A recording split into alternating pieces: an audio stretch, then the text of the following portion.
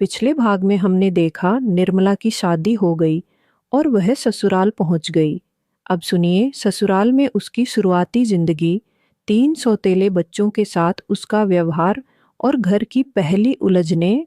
ससुराल का घर पुराना लेकिन बड़ा था। आंगन में पेड़ थे, एक पुराना कुआं था और कई कमरे थे। निर्मला को एक अलग कमरा दिया गया था। पहले कुछ दिन तो सब कुछ ठीक ठाक चलता रहा। मोतीराम, भुवन मोहन दिन भर बाहर रहते थे। शाम को घर आकर निर्मला से बात करते। वे उससे प्यार से पेश आते थे, लेकिन उम्र का फर्क साफ दिखता था। निर्मला उनके सामने शर्माती और चुप रहती। अब सबसे बड़ी चुनौती थी तीनों सौतेले बच्चों के साथ व्यवहार करना। सबसे बड़ा लड़का तुलसी, उम्र करीब 17 से 18 साल, पढ़ाई करता था, शांत स्वभाव का और समझदार था। वह निर्मला को माँ कहने में हिचकिचाता था, लेकिन उसका व्यवहार अच्छा था। वह अक्सर निर्मला की मदद करता, पानी लाता, सामान उठाता। मध्य का लड़का जग्गू, 14 साल का, बहुत शरारती और जिद्दी। वह निर्मला को माँ नहीं मानता था, अक्सर उल्टी सीधी बातें करता और डिसोबीडियंस दिखाता। सबसे छोटा बुधुआ, 11 साल का, मासूम था। वह निर्मला के पास बैठकर कहानियां सुनना पसंद करता था। वह उसे भाभी या माँ दोनों कहता था। निर्मला रोज सुबह उठकर घर के काम करती, चूल्हा जलाती, रोटियां बनाती, बच्चों को नहलाती और उनके कपड़े धोती। वह कोशिश करती कि सबको अपना समझकर रखे, लेकिन अंदर ही अंदर वह बहुत अकेली महसूस करती। एक दिन शाम को तुलसी स्कूल से आया। उसने निर्मला से कहा, भाभी, आज स्कूल में मेरे दोस्त पूछ रहे थे कि मेरी नई माँ कितनी सुंदर है।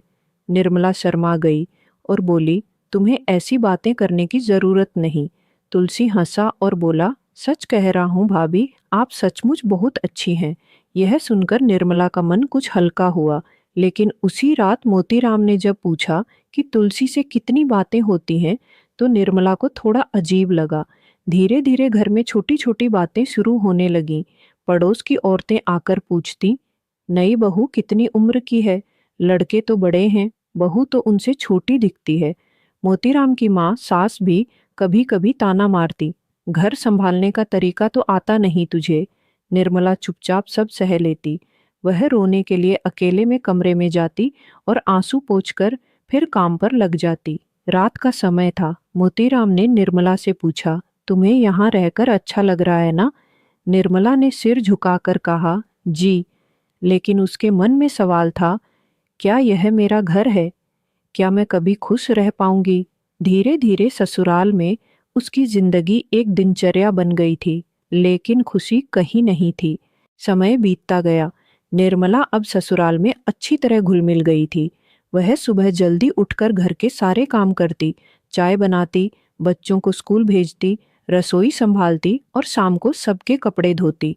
मोतीराम बाहर के कामों में व्यस्त रहते थे।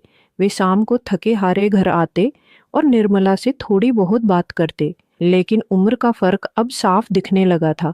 निर्मला उनके सामने बहुत कम बोलती। सबसे ज्यादा समय तुलसी के साथ बीतता था।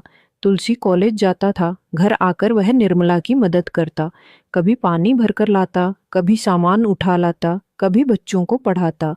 एक दिन तुलसी ने निर्मला से कहा, भाभी, आप इतना काम करती हैं, थक जाती होंगी, आराम क्यों नहीं करती? निर्मला मुस्कुराकर बोली, काम तो करना ही पड़ता है, तुम पढ़ाई पर ध्यान दो। तुलसी बोला, आप बहुत अच्छी हैं भाभी, मेरी असली माँ भी इतनी अच्छी नहीं थी। यह सुनकर निर्मला शर्मा गई और बोली, ऐसी बातें मत किया करो तुलसी, लोग क्या सोचेंगे? धीरे धीरे दोनों के बीच अच्छा समझ का संबंध बन गया। तुलसी निर्मला को अपनी समस्याएं बताता, पढ़ाई की बातें करता। निर्मला भी उसे सलाह देती, लेकिन पड़ोस में और घर में लोग इस संबंध को अच्छी नज़र से नहीं देख रहे थे। पड़ोस की औरतें आपस में फुसफुसाती, देखो नई बहू और बड़ा लड़का कितना घुल मिल गया है, उम्र भी लगभग बराबर है। मोतीराम की माँ सास भी कभी कभी ताना मारती, बहू तुलसी के साथ ज्यादा बातें मत किया करो, लोग तो कुछ और ही समझते हैं। एक दिन जग्गू, मध्य वाला लड़का, ने भी शरारत में कहा, भाभी, तुलसी भैया तो आपसे ज्यादा बातें करते हैं। निर्मला चुप रह जाती, लेकिन अंदर ही अंदर परेशान हो जाती। एक शाम की घटना, तुलसी कॉलेज से लौटा तो बहुत थका हुआ था। निर्मला ने उसके लिए चाय बनाकर दी। दोनों आंगन में बैठकर बातें कर रहे थे। तभी मोतीराम घर आए और दोनों को साथ बैठे देख लिया। उनके चेहरे पर एक अजीब सी छाया आ गई। उन्होंने निर्मला से रात में पूछा, तुम तुलसी से इतनी बातें क्यों करती हो? निर्मला ने कहा, वह मेरा देवर है, मदद करता है, इसलिए बातें हो जाती हैं। मोतीराम चुप रहे, लेकिन उनके मन में शक की एक छोटी सी चिंगारी जल चुकी थी। निर्मला अब रात को सोते समय सोचती, मैं तो निर्दोष हूँ, फिर क्यों लोग मुझे शक की नज़र से देखते हैं? क्या मैंने कोई गलती कर दी? धीरे धीरे घर का माहौल बदलने लगा था। छोटी छोटी बातें अब बड़ी हो रही थीं। दोस्तों, निर्मला और तुलसी के बीच अच्छा संबंध बन रहा था, लेकिन लोग इसे गलत नज़र से देखने लगे हैं। मोतीराम के मन में शक की शुरुआत हो चुकी है।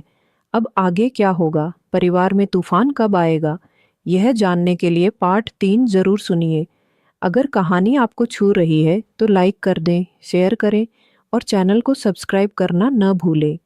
कमेंट में बताएं, आपको लगता है कि निर्मला निर्दोष है या नहीं? मिलते हैं पार्ट 3 में। धन्यवाद।